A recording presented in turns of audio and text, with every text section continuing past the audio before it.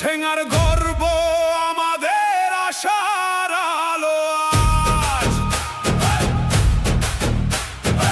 আব্দুর রহিম জিন্দাবাদ, মানুষের নেতা, জয় হবে এবারই আজ।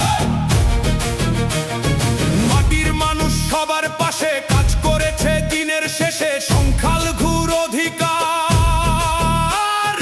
রক্ষা করেছে বারে বার। এনআরসির কঠিন দিনে থাকেনি কেউ একাকিনে, হাত ধরেছে দিয়েছে সাহস, এটাই তো সত্যি বিশ্বাস। আব্দুর রহিম জিন্দাবাদ, ছেঙ্গার গর্ব আমাদের আশার আলো আজ।